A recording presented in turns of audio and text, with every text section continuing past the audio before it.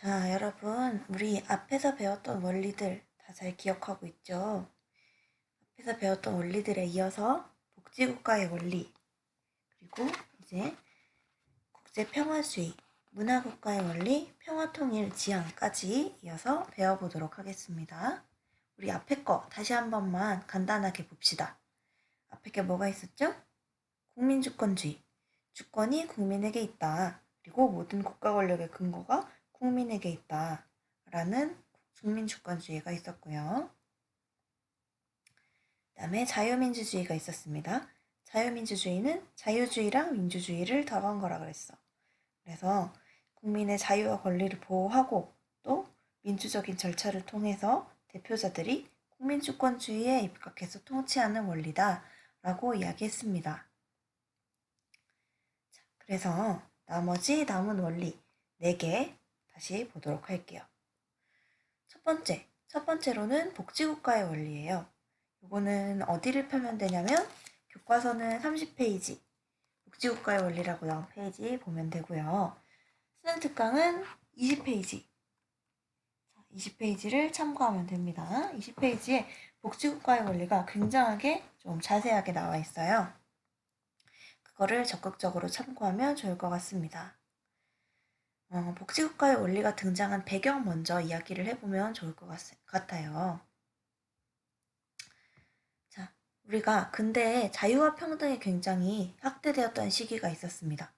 이때는 왕의 지배에서 벗어나서 내 맘대로 할 거야. 나의 자유와 나의 권리를 찾을 거야. 이런 사상이 굉장히 이제 대두되던 시기라고 했었습니다. 그래서 좀 국가가 간섭하지 않고 자유를 조금 중요시하다 보니까 이제 자본주의가 점점 발전하게 되는데 국가가 이런 자본주의의 고도화로 인해 발생하는 예를 들어서 부익부 빈익빈이라든지 아니면 노사 갈등이라든지 이런 문제들이 막 발생을 하는데 문제들이 발생하는데 아직까지 사상은 문제가 발생하더라도 우리 개인들이 알아서 할 거니까 건드리지 마. 요런 이러한 흐름이 계속되고 있었단 말이죠.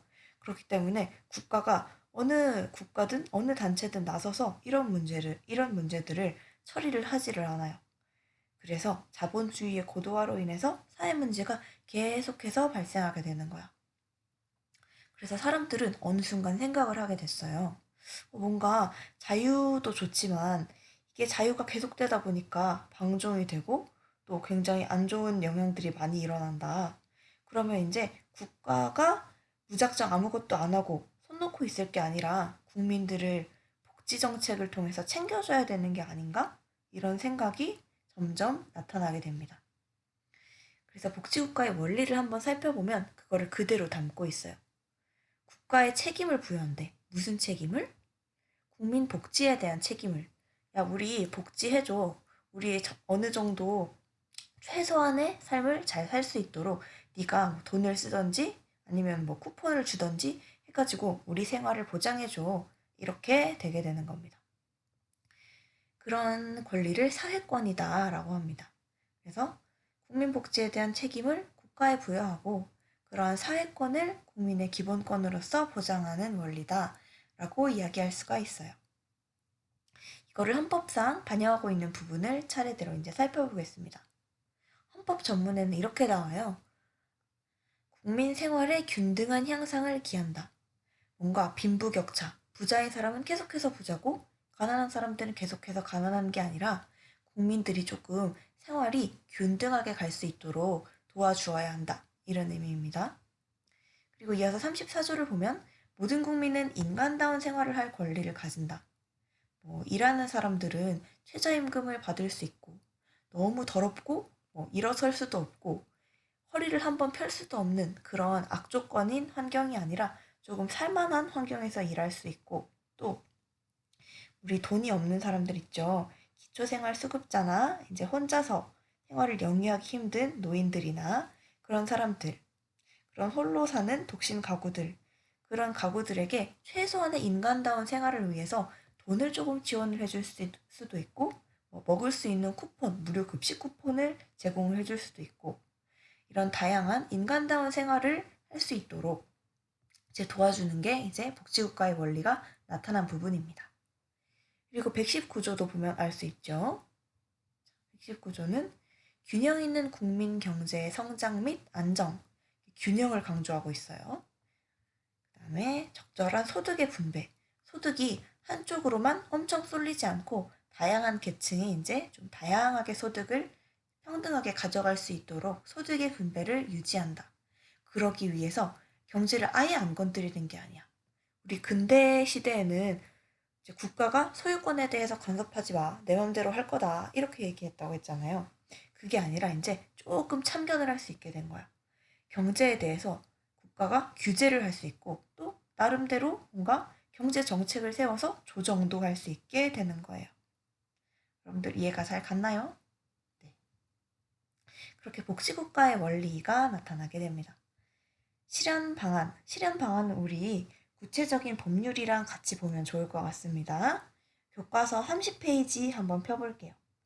교과서 30페이지에 밑에 보면 사례를 더하다 라고 나와 있습니다.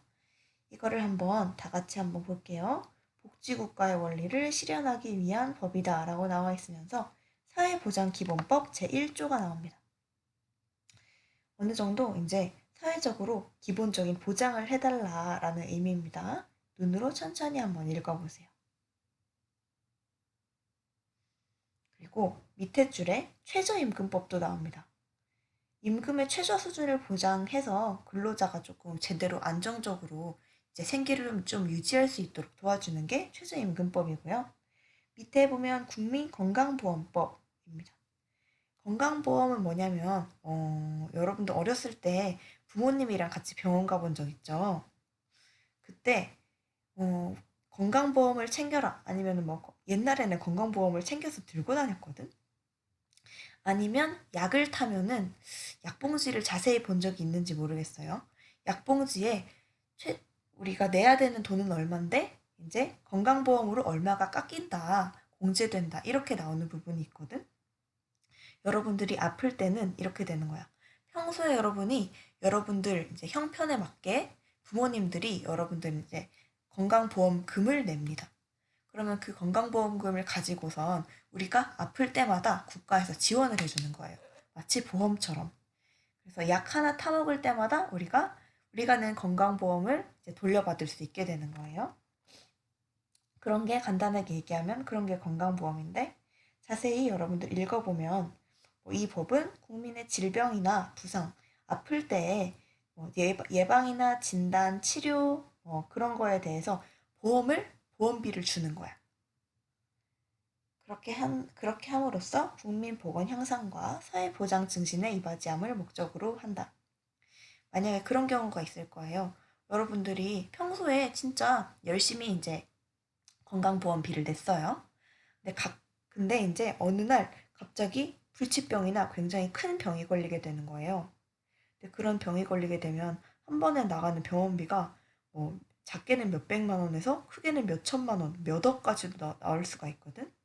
그럴 때 건강보험에 의해서 이제 보상을 받을 수 있게 되는 거예요. 가난한 사람도 마찬가지고 이제 부자의 사람도 마찬가지고 그런 식으로 사회 보장을 해주는 그런 법이라고 생각하면 되겠습니다. 그 다음에 그 밑에 보면 근로기준법이 나와요. 근로기준법은 5번 해가지고 나온 거는 굉장히 그 많은 근로기준법 중에 일부인데 최소한의 근로조건을 정해두는 법입니다. 관심 있는 사람들은 이제 더 찾아보면 될 것 같고요. 이러한 구체적인 법률들이 있어요. 그 다음에 실현방안, 4번을 보면 4번 실현방안에도 선생님이 많이 써놨습니다. 아까 나왔던 최저임금제도 나오고 여성 및 연소근로자, 연소근로자라 함은 15세, 만 15세 이상 그리고 18세 미만을 연소근로자라고 하거든요.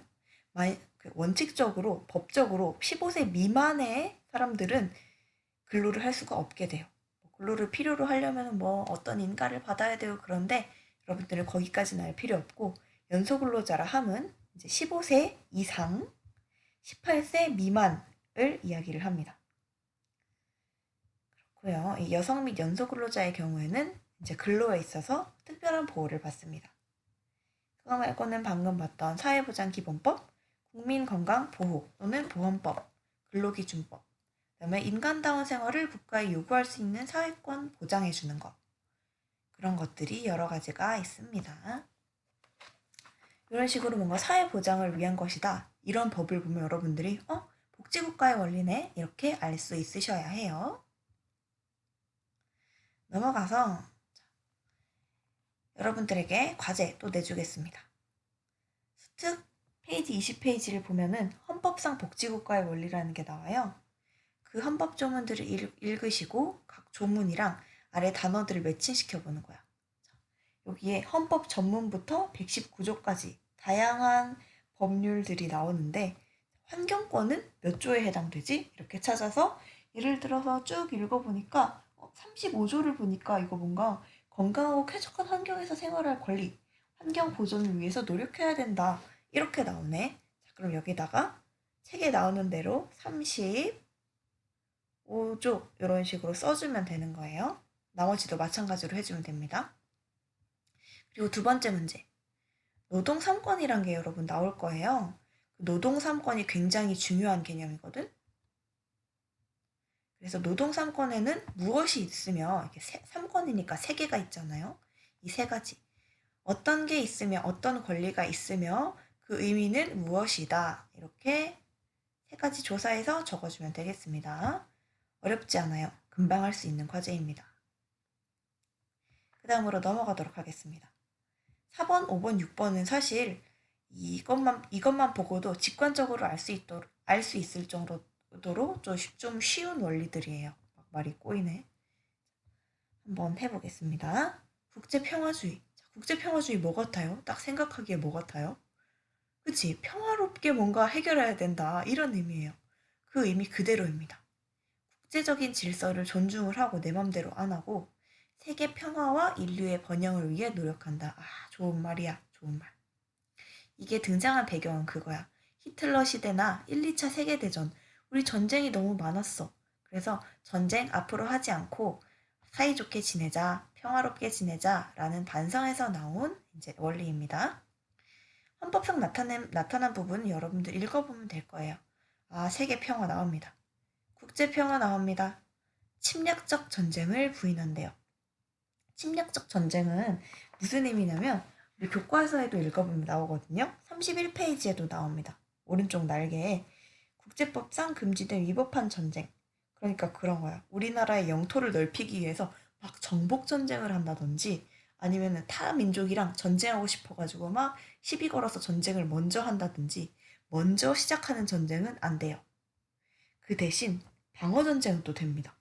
방어 전쟁이라 하면 그런 거야. 상대방이 나한테 먼저 시비를 막 걸어왔어. 근데 상대방이 나한테 막 총을 뻥뻥 쏘는데 우리가 그걸 가만히 당하고 있을 수만은 없잖아요. 그래서 여기에다가 대응해서 전쟁하는 걸 방어전쟁이라고 하거든. 요 방어전쟁 같은 경우에는 오케이입니다. 요건 돼요. 하지만 먼저 선제 공격하는 거, 심리학적 전쟁은 우리 다 같이 하지 말자. 이렇게 이야기를 하고 있는 거예요. 그리고 6조. 6조는 헌법에 의해서 체결 공표된 조약과 일반적으로 승인된 국제법규는 국내법과 같은 효력을 가진다. 이게 무슨 말이냐면 국제적으로 뭔가 법규를 만들어요. 그 다음에 우리가 다른 나라랑 조약을 선포해요. 그런 경우에는 이제 국내법과 같은 효력을 가져서 지키자.